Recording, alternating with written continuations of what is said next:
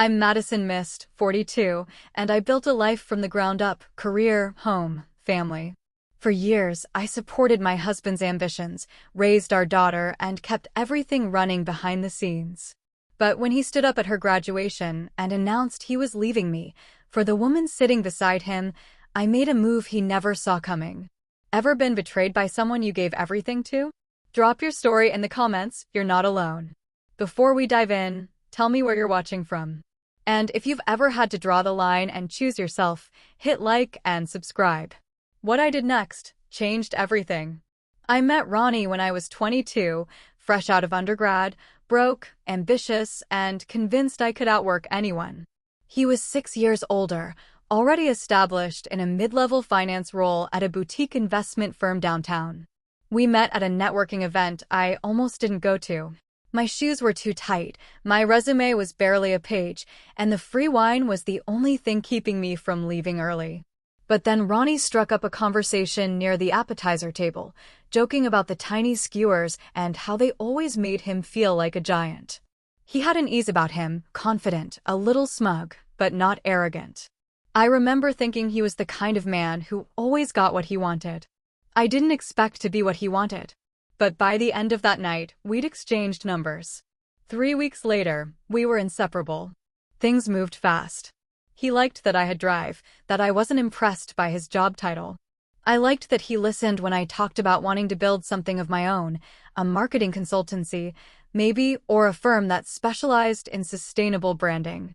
He said my ambition excited him. That was his word. Exciting. We moved in together a year later. At the time, we were living in a one-bedroom apartment with chipped paint and a leaky faucet we never got around to fixing. But we were building something. That's how he always phrased it. Building a life. A future. A family. And I believed him. When we got married, it wasn't some over-the-top production. Small ceremony, courthouse vows, dinner with our closest friends. But there was this look in his eyes that day, like he saw me as his partner in every sense. I remember thinking, this is the man who will grow old with me. The man I'll build with, raise children with, retire beside. A year later, Ellie was born. She arrived 5 weeks early, after a complicated pregnancy that ended in an emergency C-section. Ronnie fainted in the delivery room. Later, he laughed about it. Said it was the most terrifying moment of his life. That was when everything changed. I left my job, a marketing analyst position I'd landed after graduation, and stayed home with Ellie while Ronnie doubled down at work. He said it was temporary, just until we found a good nanny or daycare. But months turned into years. He was good at what he did, and his income quickly outpaced mine anyway. So it made sense, practically speaking, for me to stay home. That's what we told ourselves. That it made sense. And I didn't resent it. Not at first. I threw myself into motherhood the same way I had thrown myself into my work, schedules, developmental milestones, meal plans, everything color-coded and annotated. Our daughter was my project, my purpose. And in the quiet hours, nap times, late nights, I started taking online courses. One at a time, then two. Eventually, I enrolled part-time in a graduate business program. Ronnie supported that, in theory. He liked to brag about how his wife was getting her MBA, just for fun, as if it were a quirky hobby. But when I needed quiet time to study or a break from bedtime duty, he always seemed just a little too tired. A little too busy. Still, I kept pushing. I graduated 2 months before Ellie started kindergarten. No ceremony, no celebration, just a quiet nod from Ronnie and a dinner we ordered in because he had a client call. He always said I was the glue. You hold it all together, he'd say, usually with a smile, sometimes with a sigh. And I did. I kept our schedules running, handled the doctor's appointments, the school paperwork, the house repairs, the grocery lists. I coached Ellie through friendship drama and scraped knees, made sure Ronnie had clean shirts for meetings, and remembered every birthday in his family. He made the money. I made everything else possible. And for a long time, that arrangement worked. Not perfectly, but functionally. We didn't fight much. We didn't really talk much either, unless it was about Ellie or logistics or what we needed from the grocery store. We had become efficient. I thought we were just going through the phase people go through after 10 years of marriage. The quiet middle, before the kids grow up and you get to rediscover each other again. But somewhere along the way, the glue stopped matching. It was subtle at first. He stopped asking about my projects, the small business consulting work I'd started picking up through referrals. When I shared a win, landing a new client, getting featured in a local business journal, he'd smile and say, "That's great," but never followed up. He stopped noticing when I got a haircut. Stopped thanking me for the things I did. I started to feel like the background to his life. Important, but invisible. Like drywall. Necessary, but rarely acknowledged. And then there were the nights he didn't come home on time. The missed dinners. The vague explanations about late meetings, client dinners, just one more drink with the team. He still kissed me goodnight. Still said, "Love you," in that automatic way people do after enough years. But it had started to feel like something you say because not saying it would be more noticeable than saying it. We didn't have big fights. We had long silences. We didn't have breakdowns. We had distance. When Ellie was 10, she asked why Dad never came to her soccer games anymore. I didn't know what to say. I told her he was busy. She said, "He's always busy." And that stuck with me. Because she was right. And I had been making excuses for him for years. For the long hours, the cold responses, the emotional absence. I had filled in the gaps so completely that he didn't need to show up anymore, not as a husband, not even really as a father. But I still wasn't ready to see it for what it was. Not yet. Because when you've built your entire adult life around someone, when you've invested everything, sacrificed your own progress, rewritten your goals around theirs, you don't want to believe they've checked out. You want to believe it's a phase. That they'll come back. That they'll remember. What I didn't know then was that someone else had already stepped into the space I thought I was holding. And when the truth finally came out, at the one place and time I never expected, the fallout wasn't quiet. It was public. Loud. Humiliating. But what Ronnie didn't realize was that I had seen the signs long before he thought I had. And I had come prepared. It started slowly, the way most things like this do. You don't wake up one morning and realize your husband has emotionally exited the marriage. It happens in pieces, small enough that you second-guess yourself at every turn. About 2 years before Ellie's graduation, I started noticing a shift in Ronnie. He was still home, still technically present, but he was elsewhere. In his head. On his phone. In meetings that ran late without warning. He still kissed me goodnight. Still asked about Ellie's school events. But the warmth was gone. Not replaced by coldness, just absence. I'd say something about the dishwasher making a weird sound, and he'd nod without looking up. Ask if he could circle back later. I stopped bringing up little things, then medium things. Eventually, big things too. He started joking about how I'd stopped wearing makeup around the house. Once, after a long day, I mentioned I was too tired to cook and suggested takeout. He smirked and said, "Careful, you're starting to sound like a divorcee." I remember standing there, holding a grocery bag in one hand, trying to figure out if I was supposed to laugh. I didn't. He did. That was when I noticed the difference between the man I married and the man I was now sharing a house with. The old Ronnie made bad jokes, sure, but never ones that cut. Never ones that made me feel like the punchline. Around that same time, he started going out more after work. Client dinners, happy hours, alumni events. Always some professional excuse that I couldn't easily challenge without sounding insecure. And maybe I was a little insecure. It's hard not to be when your partner, the person you built a whole life around, starts acting like your background noise. I tried to be understanding. I really did. I told myself the finance world was demanding. That these events mattered for his reputation. That it was a season, like everything else.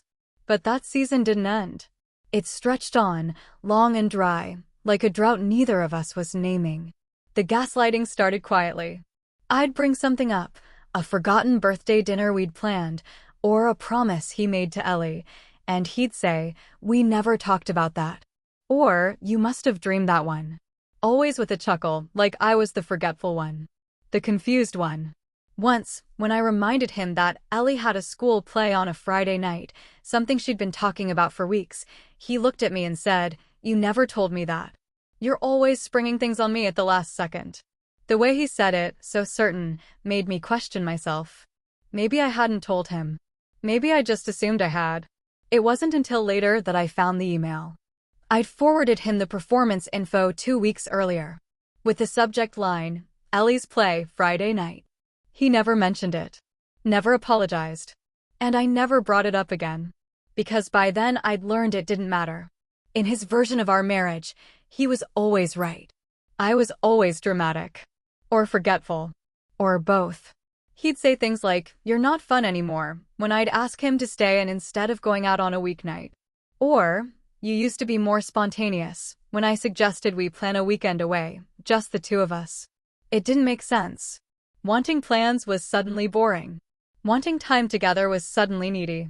I couldn't win. And there was someone else showing up in his stories more often. A name I hadn't heard before. Talia. At first, it was just casual mentions. "Talia from Strategy said something hilarious in the meeting today." Or, "Talia thinks this new analytics platform is a waste of time." I'd nod, the way you do when your partner talks about colleagues.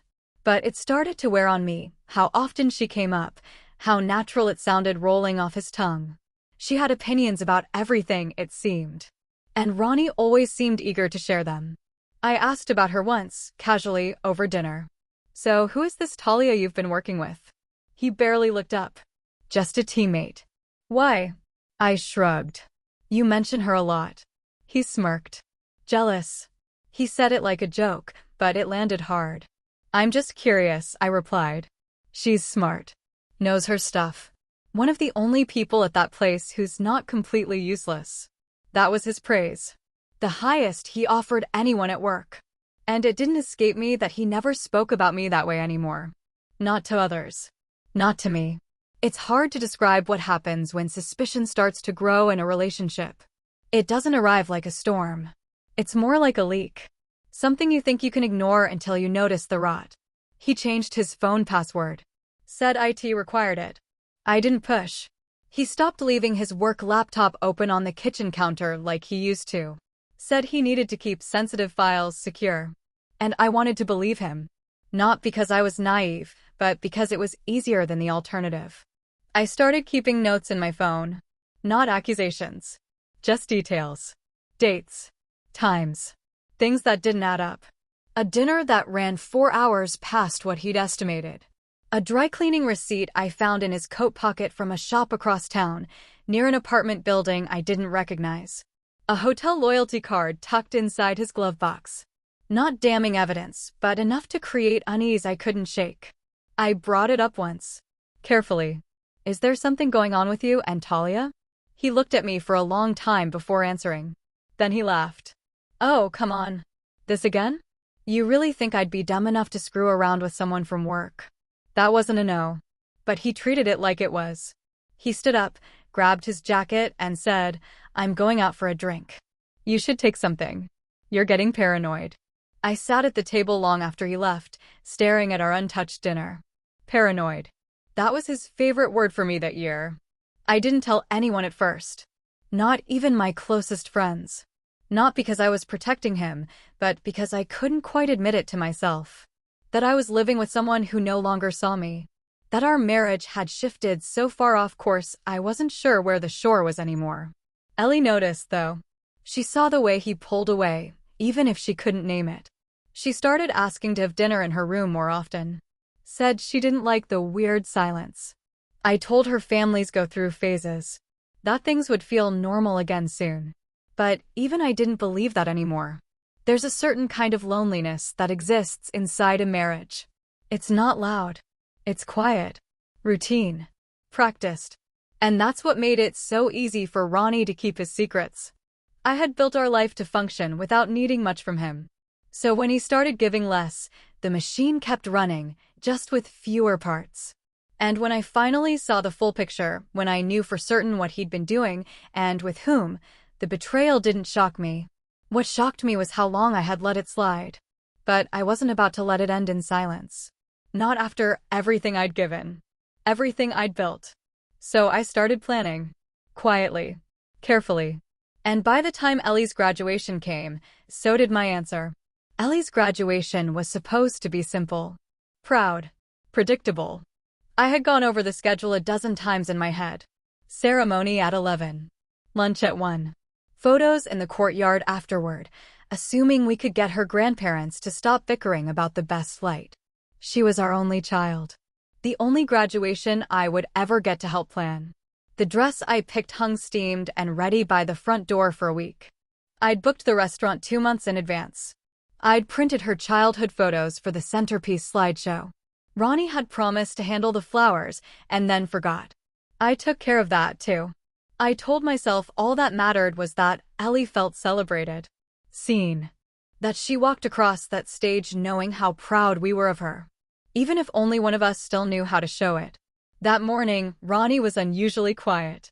He got dressed in his usual way, methodical, expensive, but with none of the fidgeting or impatience I'd grown used to. He checked his watch 3 times before I even finished my coffee. When I asked if he was nervous, he said, "Not for her." I didn't ask what that meant. I didn't want to know. We met at the school an hour early to help Ellie with her robe. She was radiant, glowing with that specific kind of joy that only 18-year-olds have before they fully understand what comes next. She asked Ronnie to pin her sash. He did, but his hands trembled. There were too many people milling around to have a real conversation. Grandparents, teachers, younger siblings running underfoot. I smiled, took photos, made small talk. Ronnie stood off to the side most of the time, on his phone, responding with nods and short answers when people spoke to him. Talia arrived 10 minutes before the ceremony. I recognized her immediately. The red dress was a giveaway, too bold for a high school graduation, too tailored not to be intentional. She stood near the back row, sunglasses on, smiling faintly. I knew she'd be there. Of course I did. I'd gotten the text weeks earlier. From an unfamiliar number. A screenshot of an email between Ronnie and Talia confirming their getaway to Aspen. The message had been short. You deserve to know. No name. No explanation. Just the proof I'd been collecting on my own finally served to me with a bow. I didn't confront him that night. I didn't scream or cry or throw anything. I just opened a folder on my laptop and started typing. I called my lawyer the next morning. Ronnie wasn't careful. I didn't need to do much digging. The hotel records. The joint credit card charges. The photos from a corporate retreat that hadn't been so corporate. He left a trail because he assumed I wasn't looking. He wasn't entirely wrong. Not until then. The gymnasium filled quickly. Hundreds of proud parents and family members finding their seats. I sat in the 4th row, center, where Ellie could spot me when she crossed the stage. Ronnie sat beside me, stiff, silent. When I handed him the printed program, he looked at it for a moment, then folded it in half and set it on his knee. "Still time to back out of your speech," he muttered. "You know how you get when you're nervous." I ignored him. I'd been asked to give the closing remarks as one of the parent volunteers. Nothing long. Just a few words about the class's growth, the strength of the parent community, the future. The irony hadn't escaped me. Ellie's name was near the end of the alphabet. We waded through 100 other names, polite applause rising and falling like a metronome. I kept my eyes on her. Her hands clasped in front of her, bouncing lightly on her heels in line. Focused. Ready.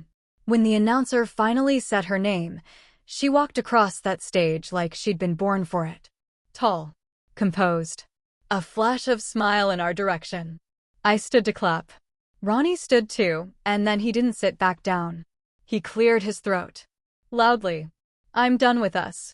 The words hit the room like a dropped glass. People turned. Some laughed awkwardly, thinking it was part of the ceremony. "She makes me happy now," he added. Then he pointed. Talia was already walking forward from the back, like she'd been waiting for her cue. I didn't flinch. I stood up. Stepped over a few bags. Walked past 2 stunned parents who gawked at me like I was walking into traffic. I reached into my purse. Pulled out the envelope I had brought that morning. White. Unlabeled. Thick with documents. I handed it to him. No words. He took it reflexively. still smiling slightly, like he'd rehearsed this reveal, like he thought he controlled the narrative. Then he opened it. Inside, copies of the hotel receipts, his emails to Talia, the subpoena for financial records, the legal declaration of infidelity in a no-fault state, and the preliminary divorce filing, with his signature line already X-marked. He blinked once. Then again. "What is this?" he whispered, the smile dropping. "I've been busy," I said. I turned and walked back to my seat. He followed me. "You set me up," he hissed. "You brought this to a graduation?" "No," I said calmly. "You did." His face changed. Not anger, not yet, but panic. He started flipping through the papers like he could undo them by speed reading. His voice rose. "This is insane. You can't serve me here." People were filming now.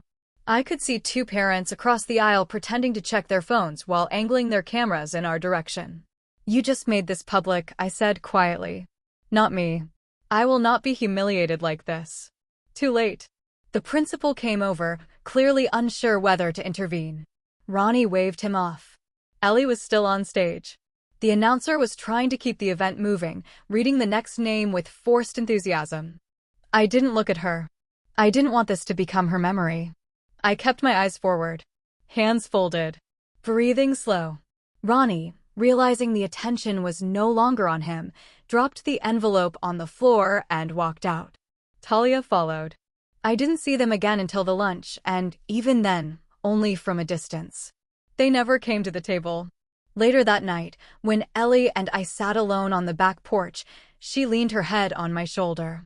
"Was that about Dad?" she asked. I didn't lie. "It was," I said. "But it wasn't about you. None of it was ever about you." She nodded. "I'm glad you didn't cry," she whispered. I didn't have the words for what I was feeling. Not grief. Not even rage.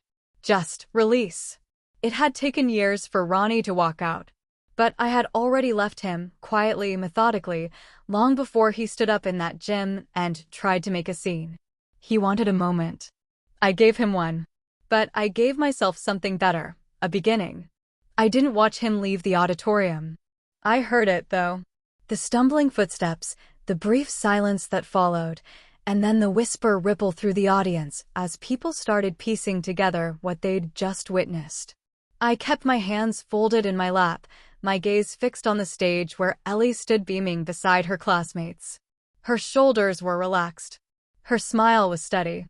She hadn't noticed. Not yet. I clapped for her as they closed the ceremony. Not performatively. Not to distract myself. But because I was proud. She had no idea what her father had just done, and that was the point. She got her moment. She earned it. When Ellie finally made it down to the family section, she was glowing. She hugged me tightly, already breathless with stories and laughter. I told her she was brilliant. That she looked powerful up there. That she made me proud beyond words. She asked where Dad had gone. "He got called away," I said. "Work, I think." She frowned for a second, then shrugged and moved on.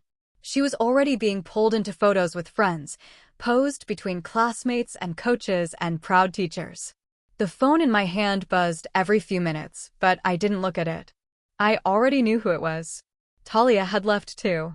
She'd followed him out not 10 seconds after he exploded. The red dress was the last thing I saw as the doors closed behind them. That shade of red, not crimson or burgundy, but that high-gloss, look-at-me scarlet, felt like the perfect final note. Bold. Shiny. Inappropriate. By the time we made it to the restaurant, word had clearly spread. Our table was set toward the back, surrounded by glass walls and other graduating families. I'd chosen it for the view. But now I could see the sideways glances, the subtle nudges, the way one of the fathers from Ellie's soccer team avoided my eyes entirely as he passed. Ronnie didn't show up. Not to lunch. Not to the family dinner. Not to the post-ceremony gathering Ellie's best friend's parents hosted in their backyard with lemonade and cupcakes and folding chairs. People asked, but I didn't explain. I just smiled and said he couldn't make it, as if he'd been caught in traffic or double-booked with some unavoidable obligation. That night, Ellie fell asleep in my bed, curled under the blanket she's had since she was 6. I watched her for a while, the even breathing, the faint freckles across her nose, the same little sigh she used to make as a toddler when her body gave in to sleep. Down the hall, the guest room sat untouched. The envelope Ronnie had dropped was still inside my purse, slightly bent at one corner, the flap torn unevenly. I took it out and laid the contents across the desk, one by one. Hotel receipts, room service charges, car rental invoices, GPS logs from the car Ellie and I shared. I'd had to install the tracker myself after noticing mileage that didn't make sense. It had taken less than a week to confirm he was using it during the day, parked in places I'd never heard of, often for hours, always during times he claimed to be in meetings. Screenshots of text messages, bank transfers I hadn't authorized, charges to our joint card I hadn't made, and the divorce papers, already signed by me, dated, and filed. My attorney had been meticulous. The documentation was thorough, the timeline airtight, and the terms clear. He hadn't seen it coming. That part was obvious. Ronnie had always believed I was too passive to take real action. That I'd stay, because I always had. That I'd let it slide, because that's what I did. Keep the peace. Keep the house running. Keep Ellie insulated. He didn't understand that I had stopped reacting months ago, not because I was weak, but because I was planning. Every silence was a calculation. Every overlooked insult a placeholder. I'd been gathering proof not to hurt him, but to protect myself. The night after the graduation, he called 11 times in a row. I didn't answer. Around 1 a.m., he left a voicemail. Just breathing at first. Then his voice, "You humiliated me. You couldn't wait until after the ceremony? After her day?" As if what he'd done hadn't been a public unraveling. As if he hadn't been the one to turn our daughter's graduation into a performance. He texted next. "You blindsided me. Then, you're vindictive. Then, you're going to regret this." I turned the phone over and didn't respond. Because I wasn't angry anymore.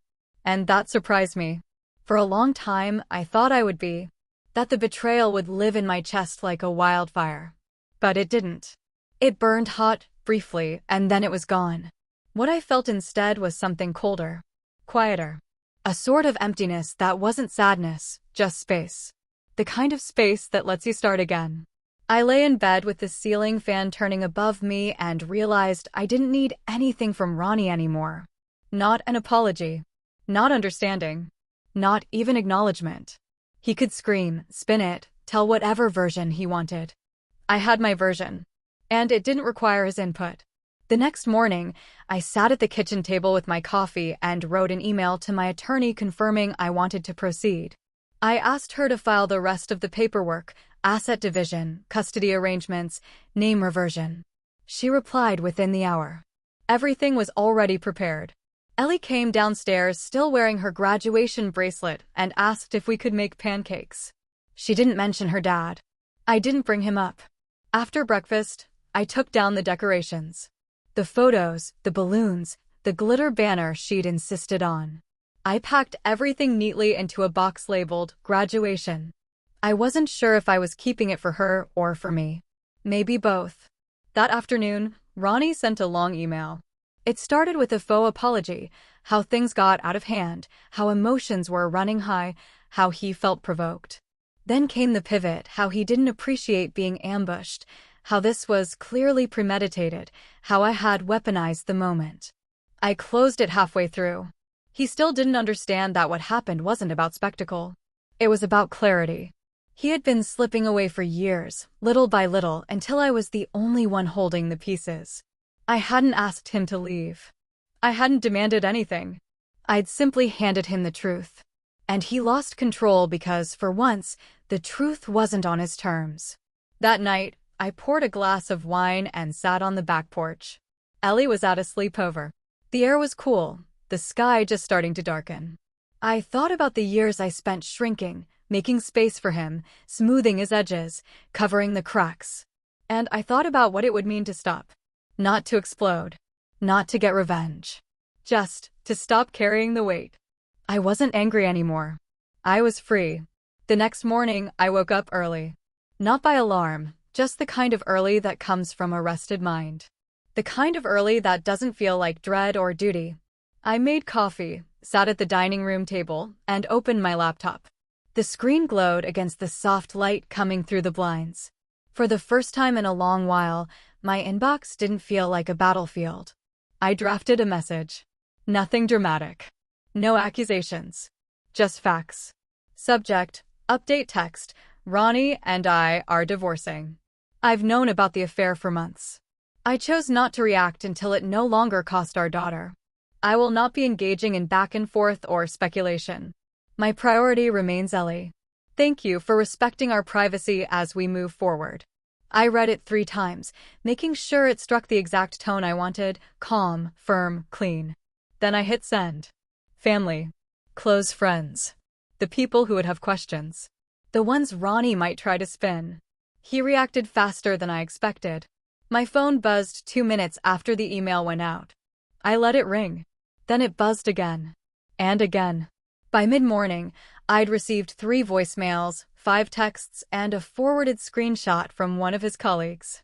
He was calling people, fast, trying to undo what I'd made public. Blaming stress. Denying the details. Claiming he was caught off guard and that I had humiliated him in front of his daughter. But the truth was simple. I didn't humiliate him. He did that himself. I just declined to cover for it. By noon, my phone rang with a different kind of call, one from a woman I barely knew. Jenna, the wife of one of Ronnie's coworkers.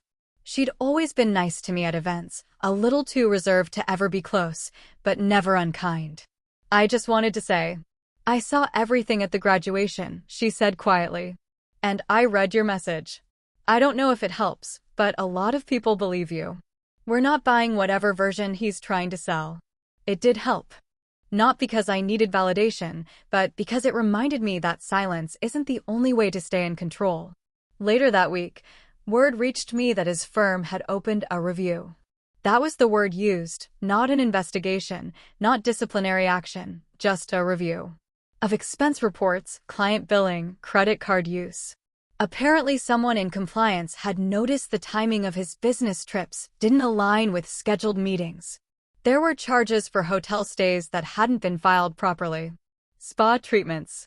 High-end dinners for 2, not 4, as listed. It wasn't about the affair. No one at that level cared about moral boundaries. But they cared about receipts. They cared about optics. And Ronnie had always depended on the illusion of being put together. Reliable. Discreet. That illusion was cracking. Ellie, thankfully, still hadn't asked much. I think she understood more than she let on, but she wasn't ready to process it yet. When Ronnie finally reached out to her a few days after the ceremony, he sent a single text, "Can we talk soon? I miss you." She didn't respond right away. She came to me instead. "Do I have to talk to him?" she asked. "No," I said. "Not until you're ready." She waited a few more days before replying with a short message, "Maybe next week." The firm eventually put Ronnie on a temporary leave. Internal audit, they called it. He told mutual friends that it was a sabbatical. Said he was stepping back to reprioritize. I didn't correct him. I didn't need to. Everyone who mattered had already seen enough. My lawyer sent the next round of documents that week: property disclosure, spousal support recommendations, parenting agreements. I went through each one slowly, carefully. I wasn't out for revenge. Just resolution. I didn't want more than I was owed. But I also wasn't about to take less. When Ronnie finally called, properly, not a text, not a voicemail, I picked up. "You're blowing this out of proportion," he said. "I'm not blowing anything," I said. "I'm just done cleaning up after you." There was silence. Then a sharp sigh. "You're enjoying this," he said. "No. But I'm not ashamed of it either." He paused. "You've made me look like a monster." "No," I said quietly. "You did that." He hung up. A few days later, I received a message from one of the junior analysts at his firm. I didn't know her personally. She was young, maybe 24, and her tone was cautious. "I know it's not my place, but I thought you should know, you weren't the first. Or the only one. And some of us notice things. We just didn't know how to say anything. I'm sorry." I read it 3 times. Not because I was surprised, but because I was struck by how often women are taught to apologize for noticing. Ronnie hadn't been sloppy. He'd been arrogant. And entitlement always leaves a trail. The compliance team must have thought so too, because by the end of the month, he was asked not to return. Quietly. No public statement. No formal termination. Just a graceful off-ramp designed to save face. A consulting role, they called it. No salary. No clients. Just a final paycheck and the request that he keep things civil. He moved into a condo across town. Smaller than our house, closer to downtown. Talia didn't move in with him. I wasn't sure if that was by her choice or his. I didn't care. Ellie visited once, for an afternoon. When she came home, she didn't say much. He had everything set up like it was normal, she said. Like nothing happened. Did you feel okay? I was polite, she said. That's enough for now. I nodded. She didn't owe him more than that. Friends started reaching out more. Some I hadn't heard from in years. They'd seen the posts. The photos. The awkward headlines in industry blogs after someone leaked details of the firm's audit. Most of them said the same thing, we had no idea. You always seemed solid. He always seemed fine. That's the thing about control. The people who crave it the most get very good at appearing fine. One friend, a former coworker of mine from before Ellie was born, said something that stuck with me. You were never invisible, she said. He just acted like you were. That was the clearest summary I'd heard. The fallout wasn't explosive. It was quiet, methodical, like the inverse of what our marriage had been, not a slow erosion into silence, but a slow rising toward clarity. Ronnie tried to rally, to reframe, to rebuild his reputation in fragments. But something had shifted. He was no longer the composed executive. He was the guy who blew up at a graduation. The guy who lost his cool. The guy with a paper trail. Meanwhile, I kept working. I took on more clients. Built a new routine. Reclaimed the spaces in my life that used to belong to him, physically, emotionally, mentally. People assumed I'd be wrecked. Some even said as much, gently, in careful tones. But I wasn't wrecked. I was focused.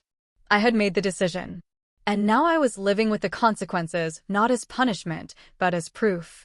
That sometimes the hardest choice is the one that returns you to yourself. And I was finally, fully back. Ronnie's life didn't unravel all at once. That would have been too cinematic, too clean. What actually happened was slower, quieter. The kind of slow decay that looks like nothing from a distance until one day the structure just isn't there anymore. After the firm cut him loose, he kept up the image. Dressed the same. Ate at the same places.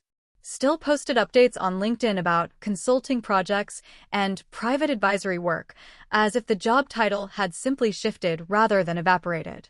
But people in that world notice. They track. And it didn't take long before the calls stopped coming in. He tried to pivot, pitched himself as an independent consultant for startups and small funds. I saw the website. His bio was polished, the photo carefully chosen. Still in the same navy suit he wore for our last family photo. I stared at it for a long time the first time I found the page. Not because it hurt, but because it looked like a costume. Like he was playing the man he used to be. Talia was still around, but the public appearances dwindled. No more red dresses. No more confident smiles from across rooms. I heard from someone, one of those women who pretends not to gossip, but always knows everything, that Talia had started pulling back. Apparently, she hadn't expected Ronnie to come with this much baggage. The job loss. The custody issues. The way his name suddenly carried a little edge in certain circles. They started fighting. Loudly, in public, at least twice. Once at a charity gala, according to a colleague of his who texted me, "If you're wondering, no, it's not going well." I wasn't wondering. Not really. But I appreciated the clarity. Meanwhile, Ellie stopped asking about him. Not suddenly. She didn't make some big declaration. But her texts to him got shorter. Then fewer. Then stopped altogether. He still reached out, every few days at first, then once a week. She didn't respond. And I didn't push her to. I never told her what to think. I didn't share details. I didn't try to make her pick sides. But kids don't need explanations when the evidence is right in front of them. They see who shows up, who disappears, who makes it about themselves. When she did speak about him, it was in passing. Dry, unemotional. "He sent a meme," she said once. It wasn't even funny. I nodded. That was all she wanted. He blamed me, of course. Said I had poisoned her against him. That I was playing the long game, whatever that meant. But the truth was, I didn't need to say a word. His choices spoke for themselves. His absence did the rest. I watched it all from a distance. I didn't gloat. I didn't share updates or post cryptic captions online. I didn't tell people karma or revel in his losses. I just went quiet, rebuilt, and moved forward. I focused on my work. My small client base started to grow, word-of-mouth referrals mostly. I leaned into the niche I had carved out during the marriage, practical, sustainable marketing for small businesses. Nothing flashy, just steady, honest strategy. My clients appreciated that. Most of them were women juggling work and family, just like I had been. They trusted me because I didn't sell them fantasies. I gave them frameworks, plans they could actually use. Financially, I became independent for the first time in years. Not just in theory, but in practice. I covered the mortgage, bought groceries without doing mental math, replaced the dishwasher without checking with anyone. I set up an emergency fund, paid off the last of my student loans, opened a retirement account. There was satisfaction in it. Not the kind people see, the kind you feel when you fall asleep knowing no one else holds the floor under your feet. Ellie adjusted too. She took on her own transformation quietly. More time with friends. More laughter at home. Her music got louder, her silences more thoughtful. She was growing into her own rhythm again. We started cooking dinners together. At first it was basic, pasta, tacos, one-pot meals. But she got into it. Bought a cookbook with her allowance. Started sending me grocery lists. Every Wednesday became our night. She'd play her playlist while I chopped onions, and I'd ask about her week. Sometimes she'd give me details. Sometimes she'd shrug. I didn't press. We were healing on parallel tracks, not mirroring each other, but moving forward in tandem. Not looking back unless we had to. I started volunteering again, something I'd loved before motherhood and put on pause during the marriage. Local literacy program. 1 evening a week. Helping women study for their GEDs. It felt good to be needed in a way that didn't drain me. To be part of something with no personal strings attached. People noticed the change. Some friends reached out, said they'd been worried about me for years, but didn't know how to help. I didn't blame them. I hadn't exactly opened the door. I'd kept things neat, contained. But now the neatness was gone, replaced by something fuller, more honest. Even my face started changing. I noticed it one morning brushing my teeth, a different posture in the mirror. Not lighter, not younger, just more mine. I was still tired, still juggling. But the weariness had shifted from emotional to logistical. And I knew how to handle logistics. Ronnie kept trying to find his footing. He emailed Ellie a few times a month. Sometimes he'd copy me, sometimes not. The tone shifted depending on his mood, contrite, defensive, nostalgic, desperate. She rarely replied. When she did, it was short. Surface level. Just enough to keep the door from closing completely. I told her that was her choice to make. That whatever pace she needed was the right one. She nodded, but I could see the weight in her eyes. That kind of disappointment, the kind that comes from realizing someone you looked up to isn't who you thought, stays with you. Eventually, the consulting firm website Ronnie had built went offline. Someone told me he took a contract role at a much smaller agency. Not glamorous. Not client-facing. No office. Just a desk and a laptop. He was still wearing the same navy suit in his profile photo. I didn't think about him much after that. Not because I forgave him. Not because I forgot. But because he just stopped being central. That was the transformation I hadn't expected. That someone who once occupied so much space in my life, in my mind, could shrink down into a distant noise. Background static. A cautionary tale. People always ask what healing looks like. I think it looks like silence that doesn't feel heavy. A clean kitchen. A full fridge. A car that starts in the morning. A daughter who laughs in the other room. A night where you sleep without checking your phone for a message that doesn't come. It doesn't always come with applause or recognition or dramatic closure. Sometimes it just looks like you, alone in your home, breathing like you belong there again. That was the life I was building. And every day, it felt more like mine. It was just after the holidays when Ronnie showed up. Ellie was at a friend's for the weekend, and I was using the quiet to do what most single parents do when they get 2 uninterrupted days: laundry, groceries, and reorganizing the hall closet for the third time that year. I was halfway through untangling a bin of Christmas lights when the doorbell rang. I wasn't expecting anyone. I wiped my hands on a dish towel, peeked out the front window, and saw him standing there, navy wool coat, scarf tucked neatly, hands buried in his pockets like it was just another winter errand. I opened the door, but I didn't step aside. He looked older. Not drastically, but enough. A little less polished around the edges. A little more like someone trying to remember what dignity looks like when it stops coming easily. "Hi," he said. I nodded. "Hi." He didn't ask to come in, which surprised me. Instead, he glanced over my shoulder, like he expected someone else to be standing behind me. Maybe Ellie. Maybe a new partner. I didn't offer either. "I won't stay long," he said.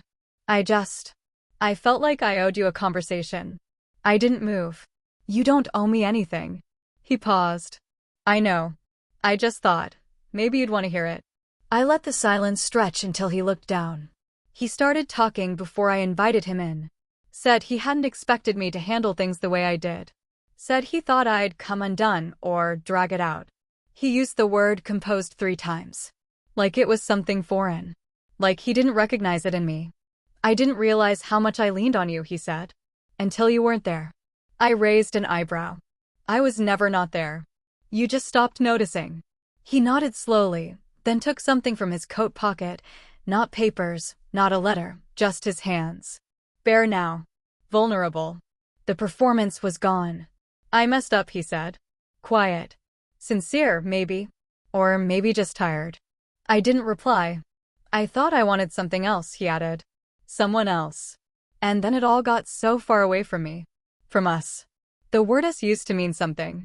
A partnership. A team. Now it felt like a brand name for a product we'd discontinued.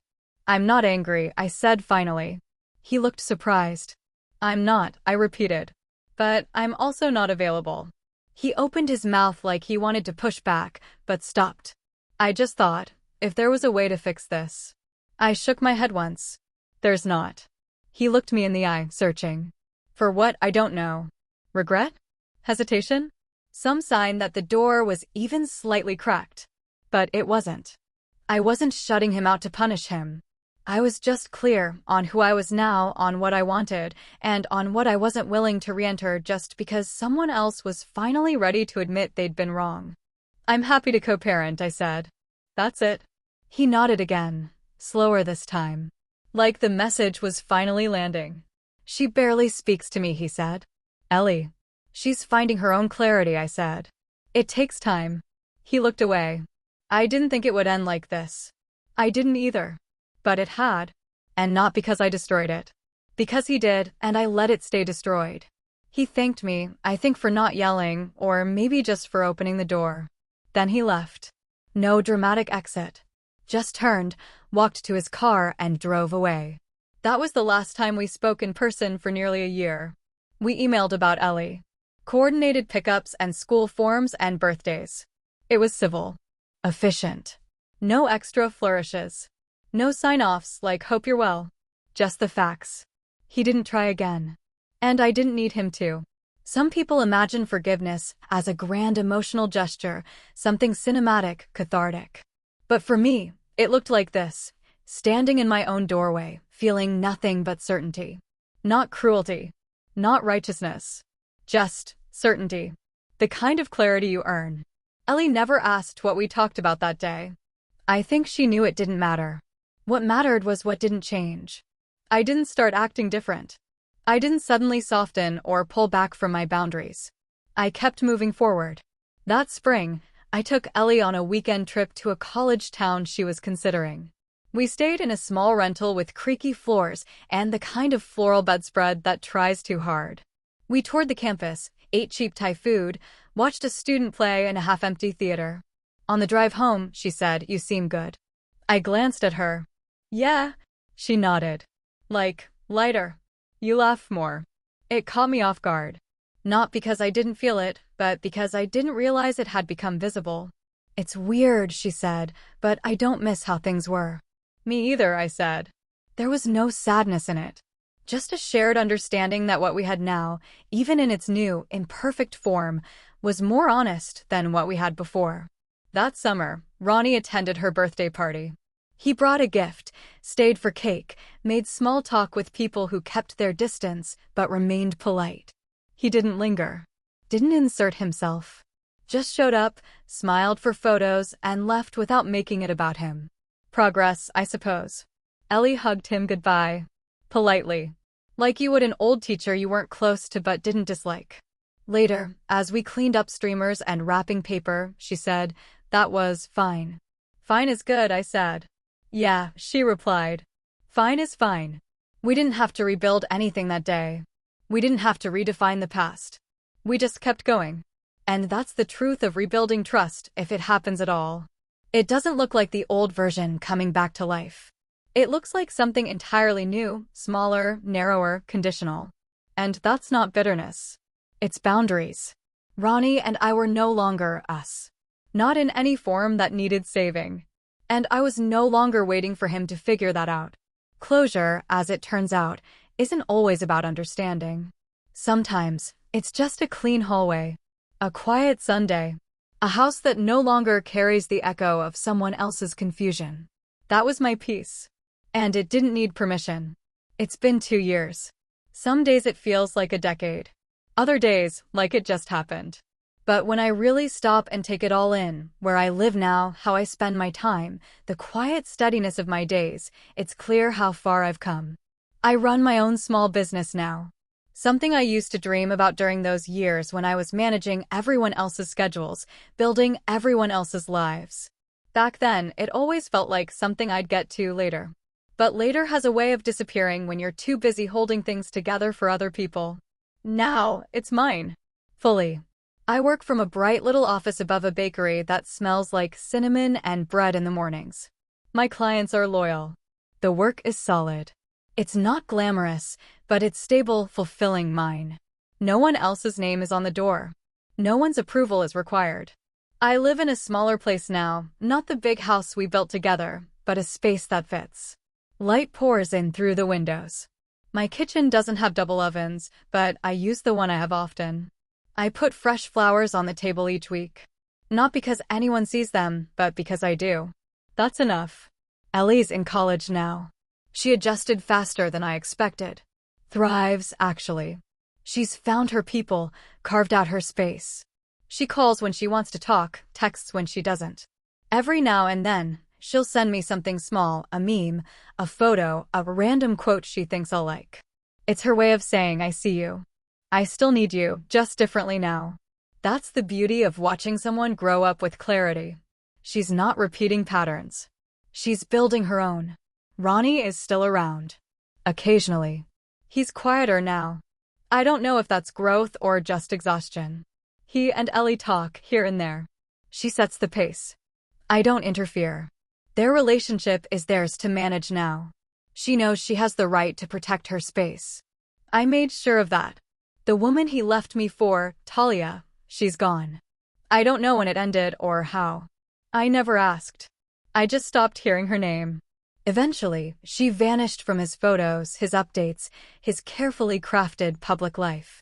I'd be lying if I said I didn't think about her in the beginning. Not with jealousy, but with curiosity.